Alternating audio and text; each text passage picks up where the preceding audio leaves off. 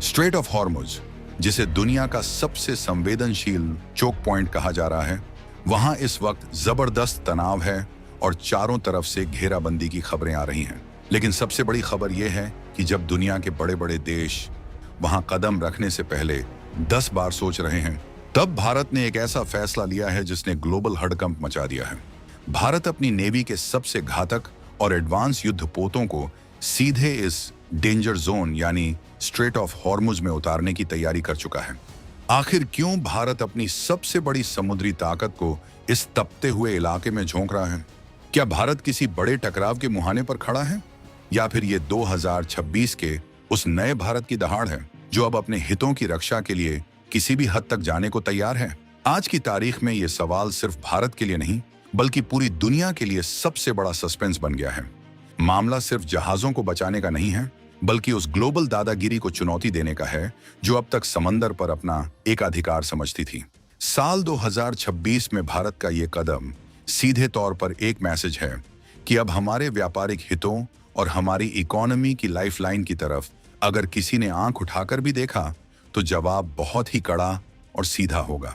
आखिर भारतीय नौसेना का ये ऑपरेशन एस्कॉर्ट क्या है और कैसे हमारे जांबाज समंदर के बीचों बीच भारतीय जहाजों के लिए एक अभेद्य सुरक्षा कवच तैयार करने जा रहे हैं, इसे समझने के लिए आपको इस पूरे थ्रिलर को गहराई से समझना होगा। अब बात करते हैं उस असल मुद्दे की जिसने इस वक्त समंदर के पानी में आग लगा रखी है। स्ट्रेट ऑफ हॉर्मुज कोई आम रास्ता नहीं है। अगर आप मैप पर नजर डालेंगे तो देखेंगे कि ये ईरान और ओमान के बीच का एक बेहद संकरा सा समुद्री रास्ता है। लेकिन इसकी अहमियत इतनी ज्यादा है कि अगर ये रास्ता एक दिन के लिए भी बंद हो जाए तो पूरी दुनिया की अर्थव्यवस्था का इंजन थम सकता है। दुनिया का लगभग 30% कच्चा तेल यानी क्रूड ऑयल इसी रास्ते से होकर गुजरता है। भारत के लिए तो ये रास्ता किसी ऑक्सीजन पाइपलाइन से कम नहीं है, क्योंकि हमारी एनर्जी जरूरतों का एक बहुत बड़ा हिस्सा इसी रास्ते से आता है। अब कल्पना कीजिए कि अगर ईरान और पश्चिम के बीच चल रही इस भारी तनातनी की वजह से इस रास्ते पर कोई खतरा मंडराता है तो उसका सीधा असर आपकी जेब पर और भारत की तरक्की की रफ्तार पर पड़ेगा। लेकिन 2026 का भारत अब वो पुराना भारत नहीं रहा जो संकट आने पर दुनिया की तरफ हाथ फैलाकर मदद मांगता था। अब भारत ने अपनी रणनीति को प्रोएक्टिव मोड पर डाल दिया है। सरकार का प्लान बिल्कुल साफ है। अगर हमारे कमर्शियल जहाजों को इस खतरनाक इलाके से गुजरना है तो वे अकेले नहीं जाएंगे। उनके साथ मौजूद रहेंगे भारतीय नौसेना के वो शिकारी जो पलक झपकते ही किसी भी खतरे को खाक में मिलाने का दम रखते हैं। ये कोई छोटी मोटी ड्रिल नहीं है, बल्कि एक full fledged naval escort mission है। इसका मतलब ये है कि अब समंदर के उस हिस्से में जहां तनाव चरम पर है, वहां तिरंगा लहराते हुए हमारे वॉरशिप्स किसी बॉडीगार्ड की तरह भारतीय कार्गो शिप के आगे आगे चलेंगे। यहाँ एक बड़ा सवाल ये उठता है कि आखिर अचानक ऐसी क्या नौबत आ गई कि नेवी को सीधे फ्रंटलाइन पर उतारना पड़ा। दरअसल ईरान और पश्चिमी देशों के बीच बढ़ते तनाव ने इस पूरे रूट को एक वॉर जोन जैसी स्थिति में बदल दिया है। आए दिन जहाजों को रोकने या उन पर निगरानी के नाम पर दबाव बनाने की घटनाएं सामने आती रहती हैं। साल 2026 की शुरुआत से ही इस इलाके में हलचल इतनी बढ़ गई है कि समुद्री इंश्योरेंस की कीमतें आसमान छूने लगी हैं। ऐसे में अगर भारत चुपचाप बैठता तो इसका मतलब होता कि हम अपनी ऊर्जा सुरक्षा को दूसरों के रहमो करम पर छोड़ रहे हैं। लेकिन भारत ने अपनी समुद्री ताकत यानी इंडियन नेवी को आदेश दे दिया है कि मिशन मोड में काम शुरू करें। इंडियन नेवी के इस प्लान का सबसे रोमांचक हिस्सा है इसमें इस्तेमाल होने वाली टेक्नोलॉजी और वॉरशिप्स। भारत इस मिशन के लिए अपने विशाखापट्टनम क्लास के गाइडेड मिसाइल डिस्ट्रॉयर्स को तैनात कर रहा है।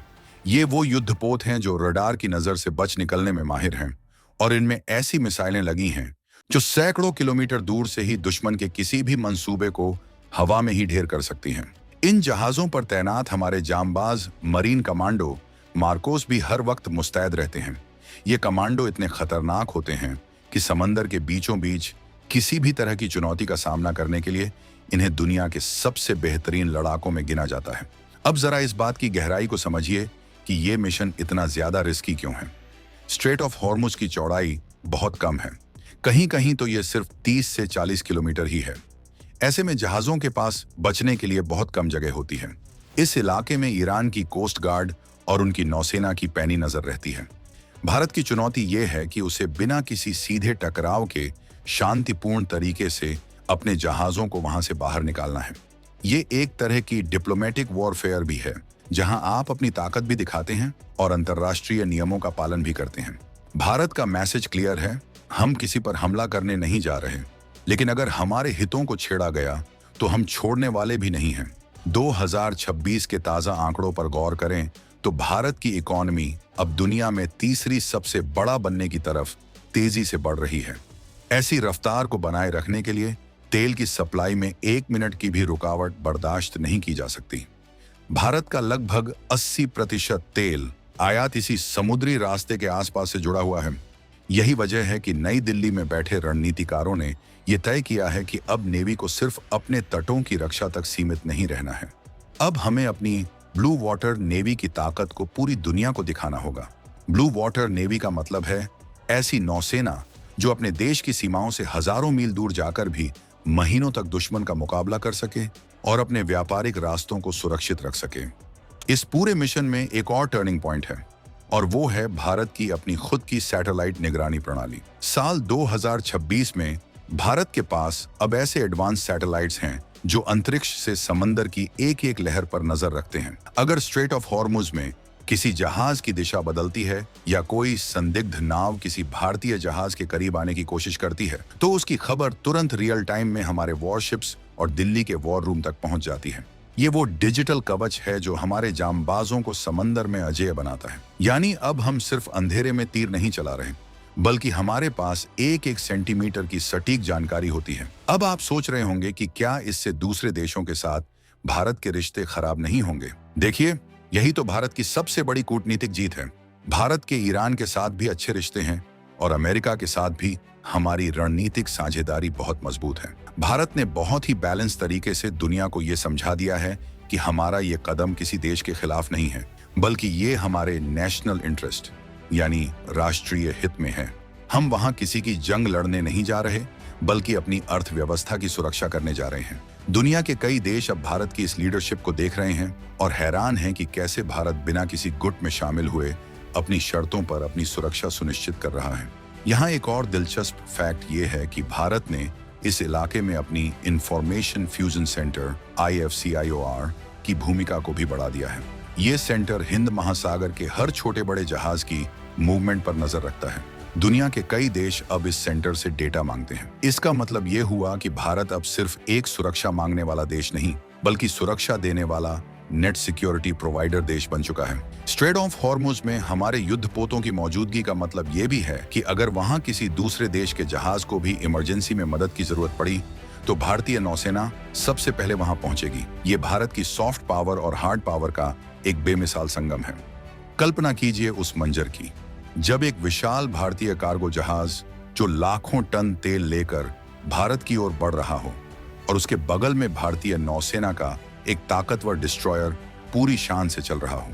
उस वक्त उस जहाज के कप्तान और क्रू का सीना गर्व से चौड़ा हो जाता होगा। यह सुरक्षा का वो एहसास है जो सिर्फ एक ताकतवर देश ही अपने नागरिकों को दे सकता है। ये सिर्फ एक सैन्य ऑपरेशन नहीं है, बल्कि ये करोड़ों भारतीयों के उस भरोसे की जीत है जो वे अपनी सरकार और अपनी सेना पर करते हैं। अब सवाल आता है कि क्या चीन और पाकिस्तान जैसे देश भारत की इस बढ़ती समुद्री ताकत को चुपचाप देख रहे होंगे? बिल्कुल नहीं।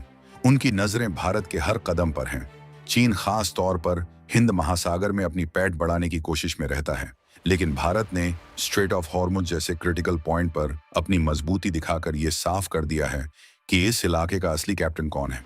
भारत की ये एक्टिव एस्कॉर्ट पॉलिसी चीन के उन मंसूबों पर पानी फेर देती है जो भारत को समंदर में घेरने का सपना देखते हैं।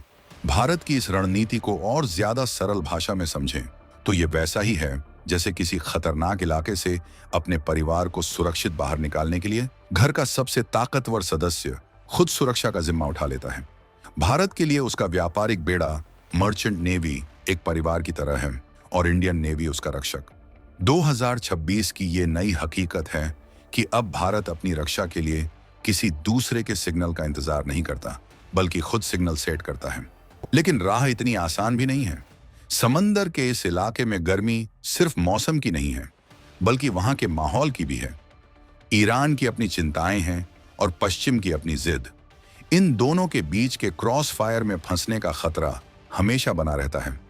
लेकिन भारतीय नौसेना की ट्रेनिंग इतनी जबरदस्त है कि वे किसी भी प्रोवोकेशन यानी उकसावे का जवाब बहुत ही संयम और सूझबूझ से देते हैं। हमारे कैप्टन और ऑफिसर्स को पता होता है कि उनकी एक छोटी सी गलती बड़े अंतर्राष्ट्रीय संकट को जन्म दे सकती है। इसलिए वहां तैनात हर जवान और अफसर आयरन नर्व्स के साथ काम करता है। इस मिशन का एक और बड़ा पहलू है आत्मनिर्भर भारत। 2026 में जिन युद्धपोतों को भारत ने इस मिशन पर भेजा है, उनमें से ज्यादातर भारत में ही बने हैं। चाहे वो हमारे रडार हों, ब्रह्मोस जैसी खतरनाक मिसाइलें हों या फिर इलेक्ट्रॉनिक वॉरफेयर सिस्टम, सब कुछ मेड इन इंडिया की ताकत से लैस है। ये देखकर दुनिया का चकित होना लाजमी है कि जो देश कभी अपनी हर जरूरत के लिए विदेशों पर निर्भर था, आज वो खुद अपने अत्याधुनिक हथियार बनाकर दुनिया के सबसे खतरनाक समुद्री रास्तों को कंट्रोल कर रहा है। ये भारत के उस आत्मविश्वास की कहानी है जो पिछले कुछ सालों में गढ़ी गई है।